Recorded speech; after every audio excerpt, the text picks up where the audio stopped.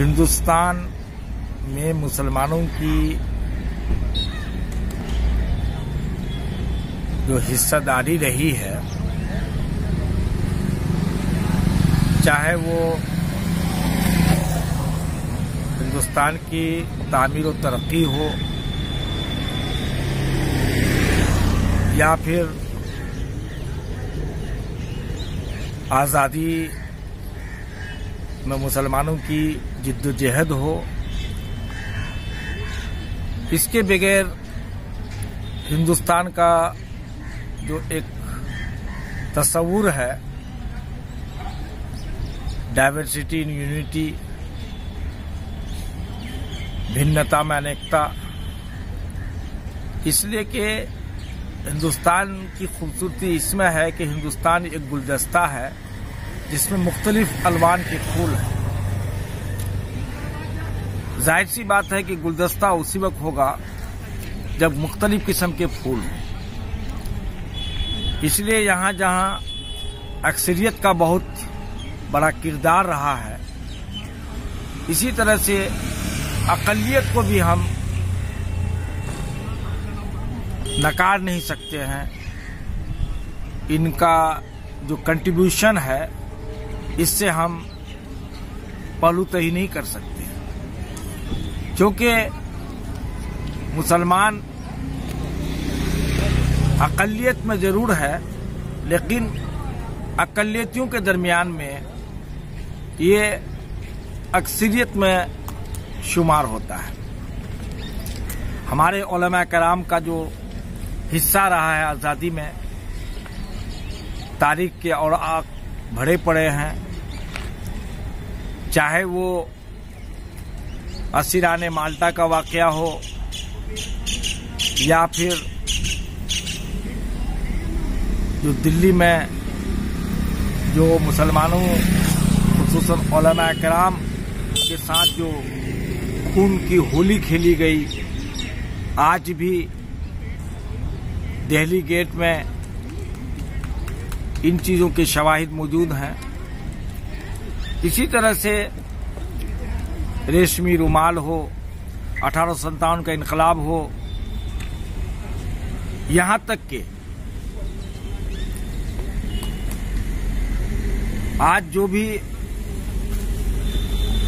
Academic सरगर्मियां चल रही हैं उसमें मौलाना अबुल कलाम आज़ाद का बहुत बड़ा हिस्सा है। खा वो यूजीसी हो, ललित कला एकेडमी हो, और ज़बान का भी ताल्लुक से भी एक बहुत बड़ा रोल रहा है मौलाना आज़ाद का, क्योंकि जहां आप सियासतदान थे वहां सहाफ़ी भी थे, और खुसूसन जो तक़सीम हिंद के ताल्लुक से जो मौलाना का जो ख्वाब था, गांधी जी का जो ख्वाब था, वो बहुत ही काबिल गौर है। ये अलग बात है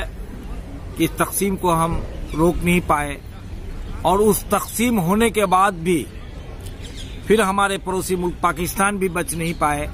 ज़बान की बुनियाद पर फिर मगरिबी पाकिस्तान और मशरिकी पाकिस्तान का वजूद आया।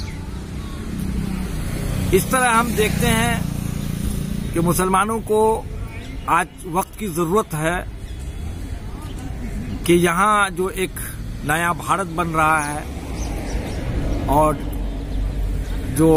स्लोगन्स हैं, चाहे वो डिजिटल इंडिया हो, मेकिंग इंडिया हो, शाइनिंग इंडिया हो और आत्मनिर्भर भारत हो, तो आज की वक्त की ज़रूरत है कि नई नस्ल को रहबरी करने की ज़रूरत है, ताकि इस नए भारत में और भारत की तामीर व तश्कील में हमारी हिस्सेदारी माजी में भी थी, हाल में भी हो और मुस्तकबिल में भी ताबनाक बने, और तारीख के जो है हम भी एक हिस्सेदार बने। आज नई नस्ल के सामने बहुत सी चुनौतियां हैं, चैलेंजेस हैं। ज़रूरत इस बात की है कि उसकी काउंसलिंग करने की ज़रूरत है, क्योंकि ये कोरोना की वजह से न सिर्फ हिंदुस्तान बल्कि पूरी दुनिया में इसके असरात मुरतब हुए हैं। लेकिन ये खुशाइन बात है कि हिंदुस्तान में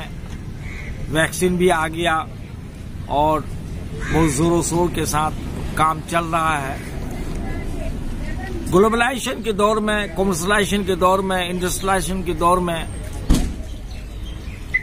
ये कौम उस वक्त तरक्की कर सकती है जब आलमी पैमाने पर जो तब्दीलियां आ रही है उन पर गहरी नजर रखने की जरूरत है। जहां तक तालीम का मामला है, अब अक़लियती तबका भी पीछे नहीं है, चाहे वो सियासत का मैदान हो, ब्यूरोक्रेसी का मैदान हो, जुडिशरी का हो, मीडिया का हो, एकेडमिक हो, टेक्निकल प्रोफेशनल हो। लेकिन एक बात का हमेशा कंफ्यूजन रहता है कि बच्चे की काउंसलिंग और गाइडेंस नहीं हो पाती है, गोल ओरिएंटेड तालीम हासिल नहीं कर पाते हैं। आज का जमाना स्पेशलाइजेशन का जमाना है, तो हमें जरूरत इस बात की है कि हम नई नस्ल की रहबरी करें कि उसमें स्किल क्या है, इंटरेस्ट क्या है और मार्केट की डिमांड क्या है। उस हिसाब से रहबरी करने की जरूरत है ताकि हमारी नई नस्ल और अभी जो तालीम के मैदान में है वो अपने मकासद की तकमील कर सके।